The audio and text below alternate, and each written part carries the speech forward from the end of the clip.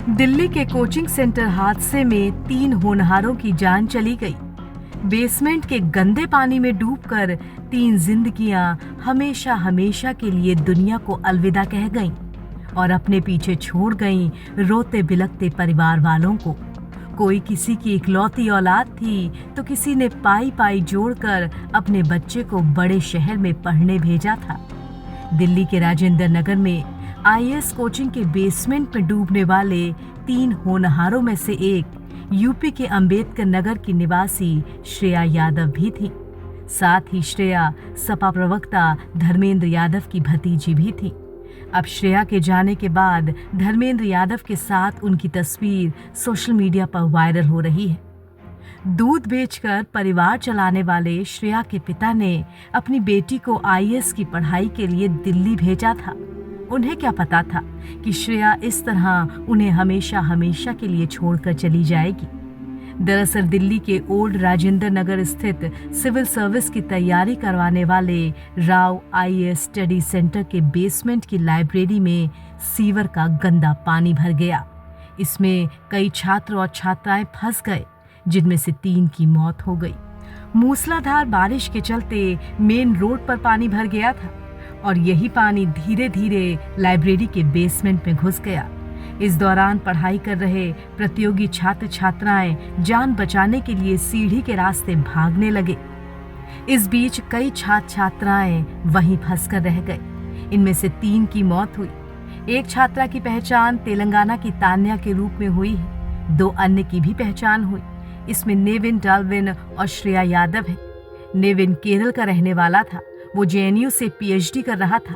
8 महीने से civil service की तैयारी में व्यस्त था। वहीं श्रेया यादव यूपी के अंबेडकर नगर की रहने वाली थी। अब इस मामले में गलती और लापरवाही किसकी, इसे लेकर छात्रों का गुस्सा 7वें आसमान पर है। गुस्साए छात्र सड़क पर निकल चुके हैं और जगह जगह विरोध प्रदर्शन हो रहे हैं। न्याय दे, ये जो यहाँ बच्चे हैं वो देश की रीढ़ की हड्डी हैं। ये हम चाहते हैं प्रधानमंत्री और सुप्रीम कोर्ट में तुरंत संज्ञान ले इस मामले में और इन्हें जेल भेजे। ये लोग यहाँ पे आके राजनीति कर रहे हैं, यहाँ बोल रहे हैं कांग्रेस बीजेपी। मुझे ये सब नहीं चाहिए।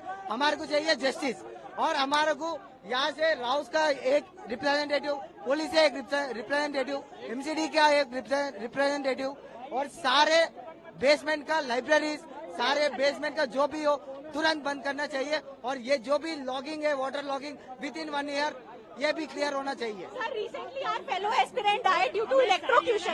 अभी तक हम उससे उभर नहीं पा रहे थे। ये एक नया इंसिडेंट हो गया। हम लोगों को ये भी नहीं पता कि कब तक we will be able to cope up इस इंसिडेंट से, कब तक हम पढ़ पाएंगे। सारी लाइब्रेरी बंद करो। Sir fire sir underground library में फायर एक्सटिंग्विशर तक नहीं है। इनको एनओसी किसने दी, पहले हमें ये बताइए। ये लोग हमको लॉ पढ़ा रहे हैं, यूपीएससी एस्पिरेंट को लॉ पढ़ा रहे हैं। फायर एक्सटिंग्विशर तक नहीं है, कहीं पर फायर लग जाए। अभी एक लड़का मरा इलेक्ट्रोक्यूशन, जिसका एनएचआरसी ने सुए मोटो कॉग्निजेंस लिया, पर गया ना सर, बच्चा तो गया। कल को इट कुड बी अस, क्योंकि हम जब लाइब्रेरी जाते हैं तो पानी खुद हम लोगों के घुटने तक भर जाता है। उधर श्रेया का शव जब उसके घर पहुंचा तो चीख पुकार मच गई। माँ पिता का रो रो कर बुरा हाल था तो श्रेया की अंतिम यात्रा में हजारों का हुजूम उमड़ पड़ा। श्रेया के चाचा ने बताया कि 4 महीने पहले ही वो दिल्ली आई थी। उन्हें क्या पता था कि लौट कर नहीं जा पाएगी। इसमें आप ऐसे समझिए कि हमारे जैसे मध्यम वर्ग के लोग अगर हैं, इसमें 2 पीढ़ियाँ बर्बाद हो जाती हैं। एक तो हम लोग हैं कि अपने बच्चों पर सारा कुछ लगाते हैं, हमें इस उम्मीद के साथ लगाते हैं कि बच्चे का भविष्य अच्छा हो जाए, तो हम अपनी पीढ़ी का जो भी पूंजी होती है, जो भी कमाई होती है, सब बच्चे पर लगा देते हैं। और ऐसे हादसे में अगर 25 साल का कोई बच्चा अपनी जान गंवा देता है तो ये उसकी पीढ़ी, तुम्हारी पीढ़ी बर्बाद हो जाती है। तो मैं चाहता हूँ इस तरह घटनाएँ रोकी जाएँ, प्रशासन कुछ इस तरह का काम करे। तो प्रशासन से मेरी यही मांग है कि ऐसी घटनाओं की पुनरावृत्ति ना हो, कुछ इस पर ठोस काम हो। और जो कोचिंग संचालक है उस पर कम से कम, ये हादसा तो नहीं कह सकते आप, ये हत्या है, तो उस पर हत्या का मुकदमा जरूर दर्ज होना चाहिए। वहीं दूसरी तरफ ऐसे हादसे लगातार प्रशासन और सरकार पर सवाल उठा रहे हैं कि हाईटेक सिटी, देश की राजधानी, और वहां ऐसा अंधेर कि गंदे पानी में डूबकर छात्रों की जान चली जाए। अगर इस पर अब कार्रवाई नहीं हुई तो बहुत देर हो जाएगी। एनबीटी ऑनलाइन की रिपोर्ट।